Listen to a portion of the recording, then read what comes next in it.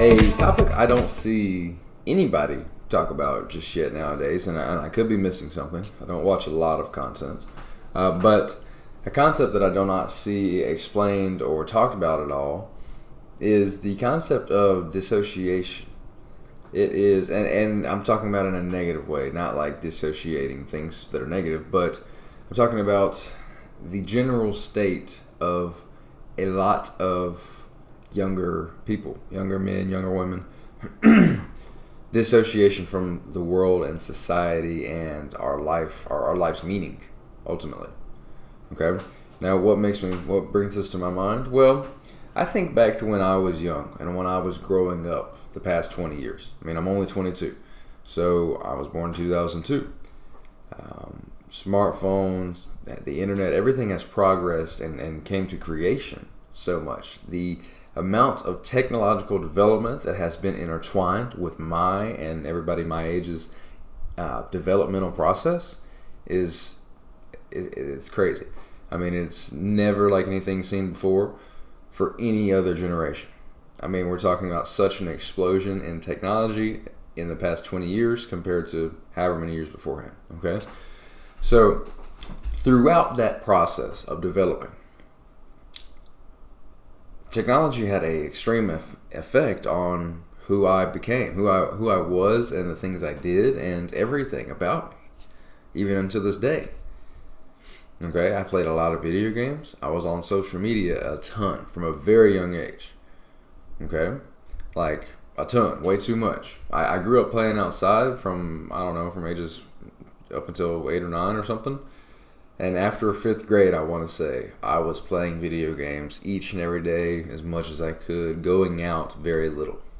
And it wasn't until I got into my later teenage years that I started to play outside again when I got into sports. But besides the point, or at least for right now, in this process of playing so many video games and then being on social media and having all of this technological interface that I was building myself around, that I was ingraining in myself so much so, right? Because what we experience becomes a part of us no matter what we're doing, right? Especially if we're doing it consistently for long enough, it will become a part of us. There's no way around it. Our habits are the way our brain is wired. It builds around whatever we're doing. It's neuroplasticity, especially when we're young, right? So here I was, this young kid, like plenty are, playing all these video games, not experiencing real life very much, like to a high degree. I mean, I always went to school, but I was avoidant of what I should have been doing in school, as many kids are, because I was ready to get home and play video games, right? And then even as I grew older and social media became even more of an influence in my life, same thing. All right, you shoot your dopamine sky high first thing in the morning as you're checking your Snapchat or checking your Instagram, checking whatever it is. How could you possibly want to pay attention in school? You're ready to get home and chase all the instant gratification, or even do it in class, right? And then you throw all the other mess of teenage years into it, right? My point of bringing all this up is that from this young age, I was disassociated from real life in many ways. Even through the hardships that I had to face, when they started coming more into my life into my later teenage years, it kind of pushed me farther away. Like, I didn't know how to jump back into real life. I had not much of a real connection to like real life in a certain way.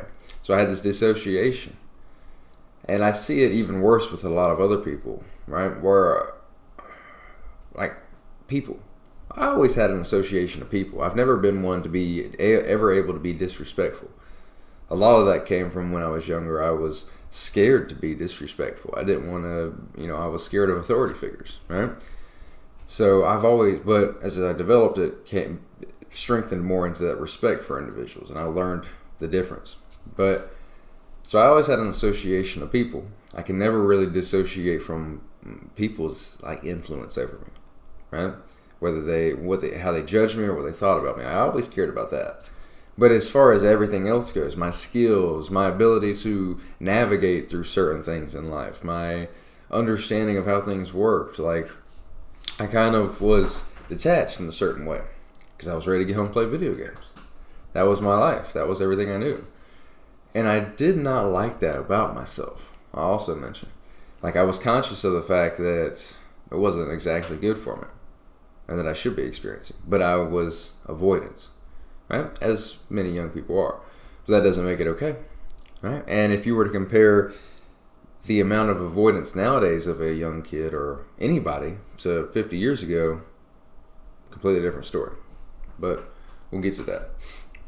So as I was growing up and developing, I seen it even more so with other kids, this dissociation. But a lot of it wasn't always from video games. It was from different things. But a lot of it was this dissociation to people that I could never understand. This ability to be disrespectful to figures of authority, to different people in general. This lack of respect and understanding of another human being. Right? Now here I was, I was a teenager, like, and of course in my first few younger years I didn't give a flying fuck about any of it for a little bit, but like as I developed and went through the hardships I did and put myself through more hardships, it opened my eyes to what life was really about. So like how I wanted to start forming myself in life. That I didn't want to be like these certain kids who were extremely disrespectful to, say, teachers, right? I went to a pretty decent school. Most of the teachers there cared, right? Like they weren't like just there for a paycheck, most of them, I'd say. And so when these kids were extremely disrespectful, it kind of would make me angry. Like, here's this teacher coming here trying to teach kids, not getting paid very much, and this is what she has to go through. This is what they have to go through, right? So you take this another step, and these kids get out of school, and maybe they go to college, maybe they don't, whatever it looks like. They go into the workplace, and there's still this dissociation from who they really are, how they see themselves in the world, how they fit into the world.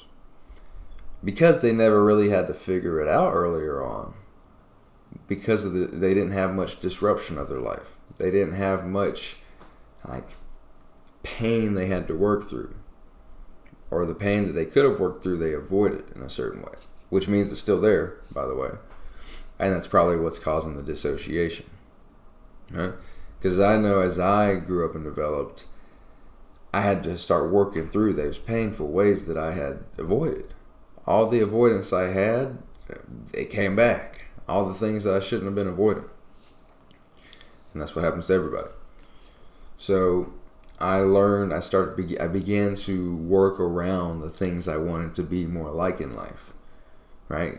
Try and talk to more of the people that were like that. I thankfully had some pretty cool role models, so to say, in teachers and different coaches and things that I wanted to strive to be more like. And so I started down that process. And as I grew older, was out of high school, I met more mentors that actually could help me, that actually were more of what I wanted to be like. And I jumped into discomfort. And I gathered this association of the world. So my entire point of talking about this is that there are so many of us out there nowadays that do not understand how we fit into the world. Especially those that, either didn't go through much when they were younger, like didn't have much like adversity going through, right? I mean, because you don't want your kids to go through adversity, but adversity makes us who we are. So the kids that didn't have much adversity, or the ones that avoided all their adversity and didn't turn it into anything else, right? Didn't pressurize it.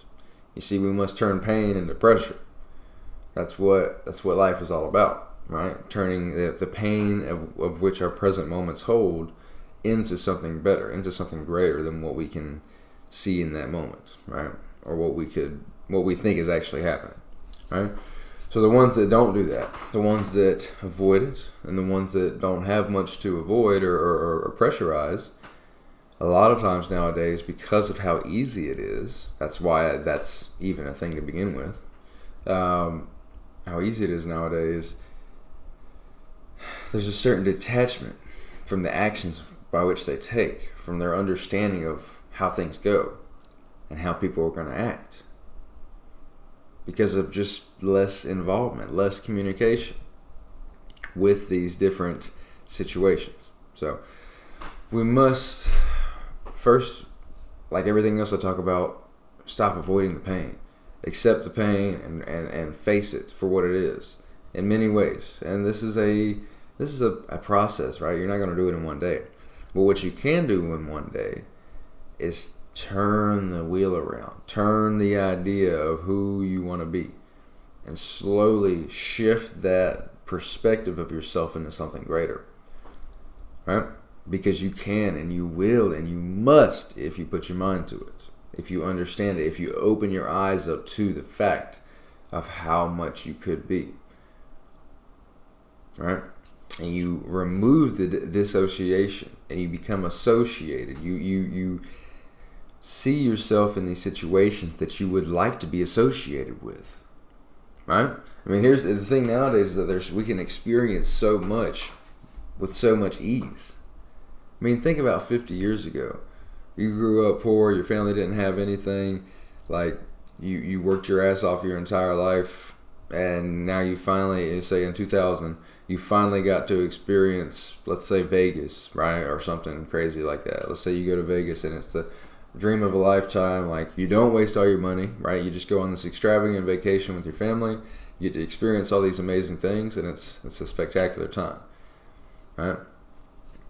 Nowadays, say someone my age, I was born in 2000, I could experience everything from a vacation to this to that, whatever, just on my phone, just over the internet. Videos of it. Yeah, it's not exactly the same thing, but like we can experience so much with so much ease just on our phone or over the internet compared to what it used to be, compared to anything extravagant being a struggle to get there in the past. Because life was a lot harder in general. So, I digress. Decide what you want to associate with in life.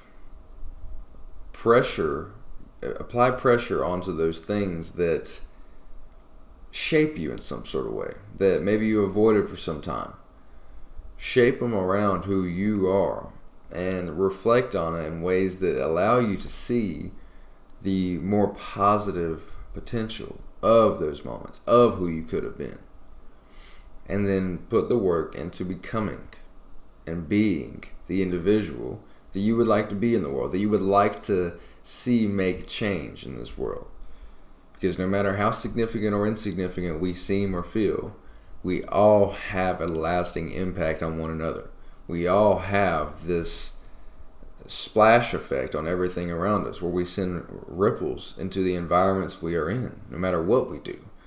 You have one bad day, well, that bad day might send a negative shockwave into someone else's life, which then resonates so much so that it causes an earthquake in someone else's life. Now, I'm not saying you can't have bad days. My point is that everything we do matters. And it's the little things that actually make the big differences rather than the big things. Okay? I hope this makes sense. If you got something from this, comment below. Let me know what it was. I want to hear it. Guys, we're just going to keep doing what we're going to do. We're going to keep crushing it. We're going to keep moving forward and being the individuals that this world needs. So let's keep doing it, guys. Let's keep crushing it. Y'all have a blessed day. Let's go.